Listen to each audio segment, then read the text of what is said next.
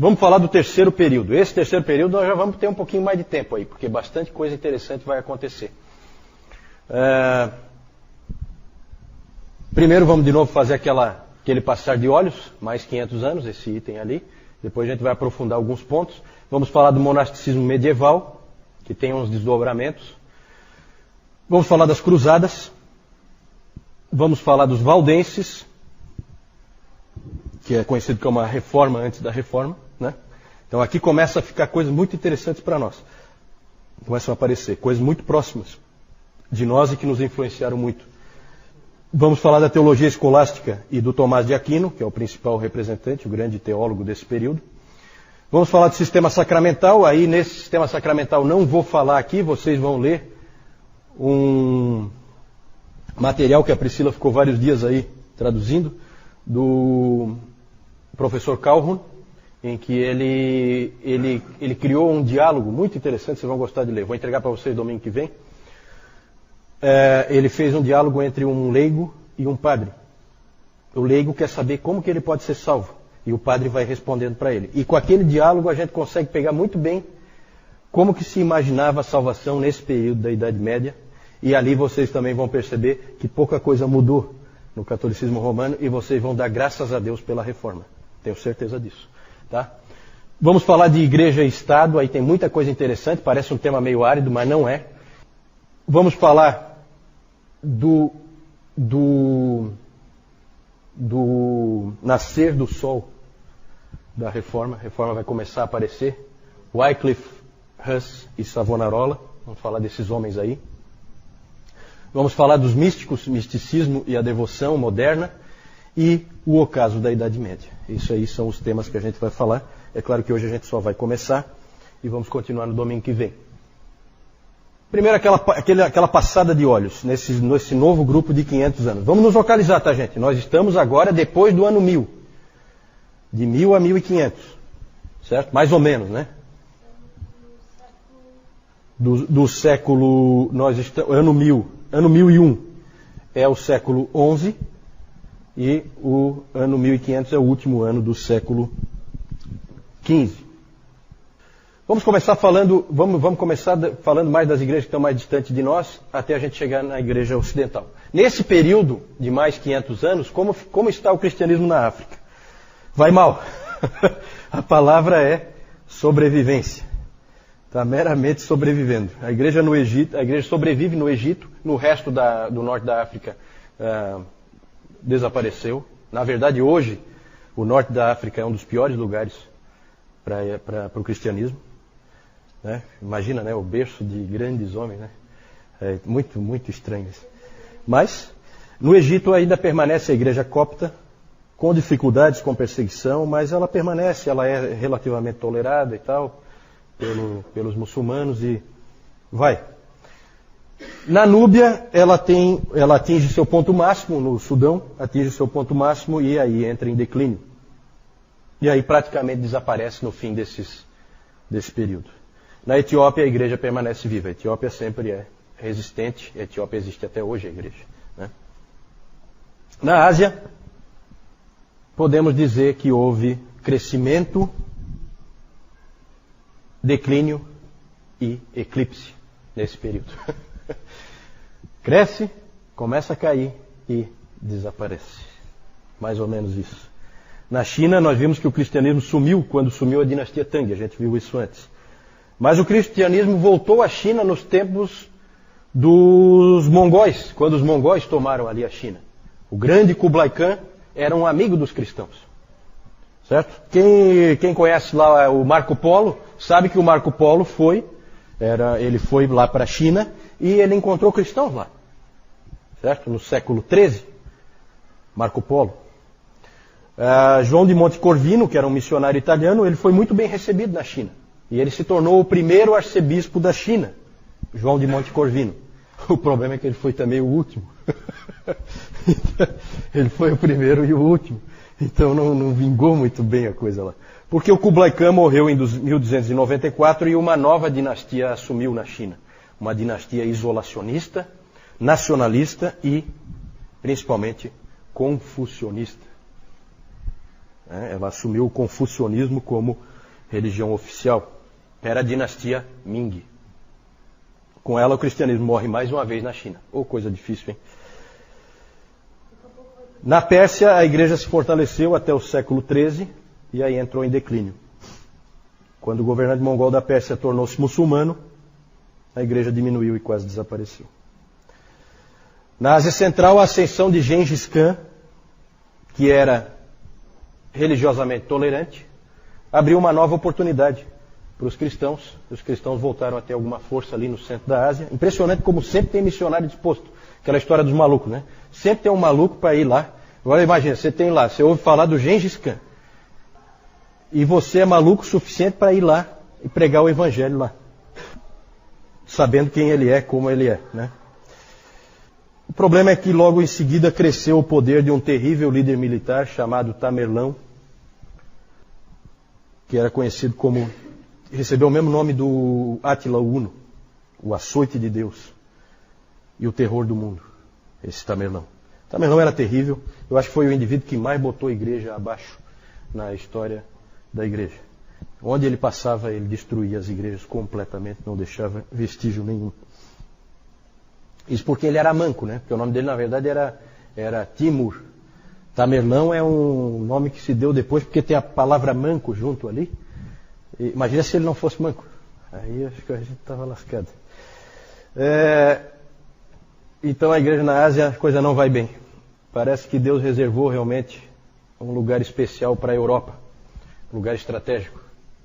Né? Não é à toa. Pensem sempre na providência de Deus, tá? No futuro, a América seria descoberta pelos europeus, e os europeus iam encher de cristianismo na América. A ortodoxia oriental, em que pé que ela está? Bom, lá na transição do período anterior para esse, houve a conversão da Rússia, que foi o ponto alto. Então ela teve um ponto alto, que foi a conversão da Rússia, e um ponto extremamente baixo, que foi a queda de Constantinopla. Vocês sabem quem que tomou Constantinopla e derrubou Constantinopla? Os turcos otomanos, exatamente. Os turcos otomanos tomaram Constantinopla em 1453. Que é, para o estudo da história, a queda do Império Romano do Oriente. Certo? Não existe mais Império Romano em lugar nenhum. Né? Acabou-se. Tem o fantasma do Império Romano, que é o catolicismo. Né? Que eu falei numa outra vez. Esse é o fantasma. Vamos falar do catolicismo romano. E a gente pode falar de catolicismo romano mesmo, tá? Por quê? Porque é o catolicismo romano. Não existe no Ocidente nenhuma outra igreja. Sabe? Isso a gente tem que ter bem em mente. Quem é Lutero? É um católico romano. Quem é Calvino? É um católico romano. Todos são católicos romanos. Não existe outra igreja. Só que o catolicismo romano, ele se caracteriza por algumas coisas que nós vamos ver agora. E essas coisas se fortalecem nesse período de 500 anos que a gente começou a estudar agora. Algumas coisas acontecem nesse período. A consolidação da cristandade.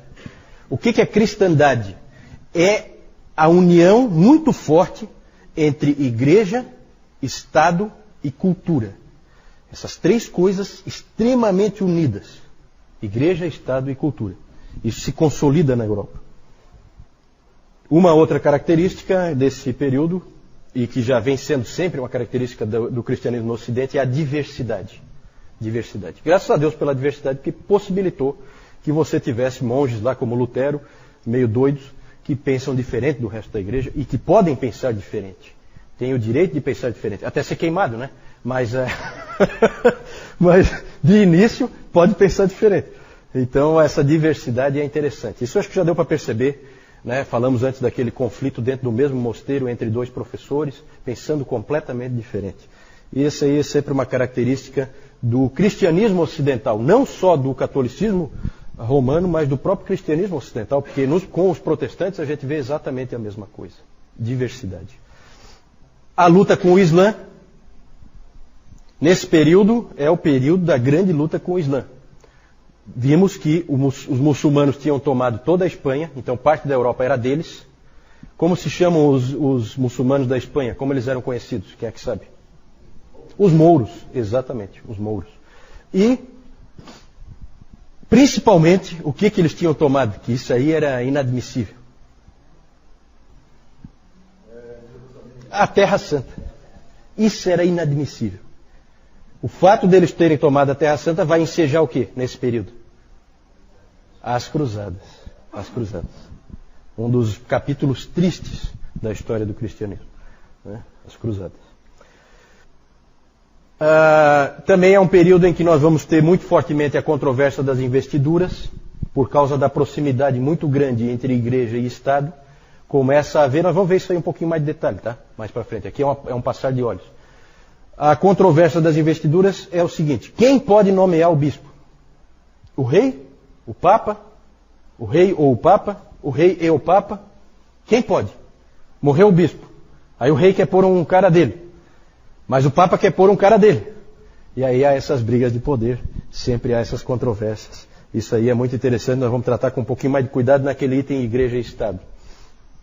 A produção teológica desse período é interessante. Não agrada muito a forma como a teologia era escrita, mas era o modelo que eles seguiram, porque eles seguiram um filósofo grego chamado Aristóteles, e isso determinou mais ou menos como a teologia era feita. E o grande expoente desse período na teologia é Tomás de Aquino. Tomás de Aquino, que é o grande teólogo do catolicismo romano. O que mais que se pode falar aqui? Surgiram novas ordens monásticas. Outras se fortaleceram, vou falar daqui a pouquinho. Construíram-se grandes catedrais e palácios, agora num novo estilo, não no estilo romanista, mas no estilo gótico, certo? Porque agora são os bárbaros que estão ali, que já não são mais tão bárbaros assim. Na literatura há avanços, na verdade no final desse período nós temos o Renascimento, surgindo na Itália. Então nós vamos ter homens como Dante Alighieri e a sua Divina Comédia. Temos o Geoffrey Chaucer com os contos de Canterbury. A produção literária começa a crescer, ficar mais forte. Também é um período em que se percebe vários problemas na igreja. Sabe aquelas histórias que vocês sabem de papas absurdos, assim, que fizeram barbaridades? Né?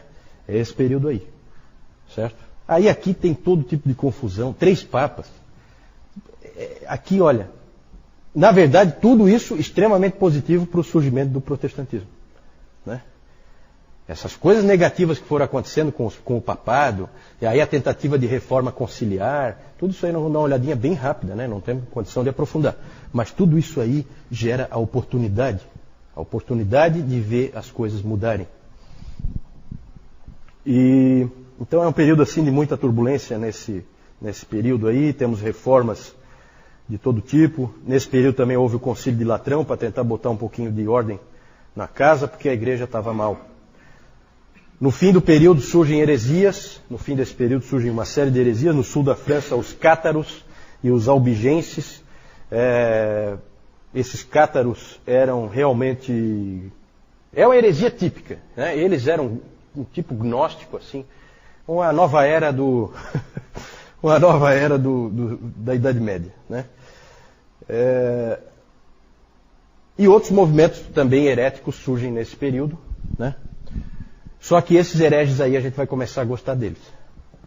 Porque são os hereges com os quais a gente vai começar a se identificar. Né? Para a Igreja Católica Romana, hereges. Para nós, heróis. Valdenses, o John Wycliffe, eu acho que é Wycliffe que se pronuncia, o John Huss, na Boêmia. O Wycliffe e os seus Lollardos, eles pregaram a graça, traduziram a Bíblia, tudo coisas que nós gostamos, né? A mensagem dos Lollardos chegou até Praga, na Boêmia, hoje República Tcheca. Chegaram até Praga e atingiram John Huss, que foi queimado na estaca em 1415, no Concílio de Constança. E no século XV também, em Florença, na Itália, outro herege foi queimado, Girolamo Savonarola, queimado em 1498. Quando Savonarola foi queimado na estaca, um menino de 15 anos corria lá, nos campos da Alemanha. Chamava-se Martinho Lutero. Então nós estamos chegando. Né? Ali já é o despertar da reforma com Wycliffe, com Huss, primeiro os valdenses vieram antes, né? E graças a Deus, porque Deus fez assim. Então, mais um período aí de 500 anos.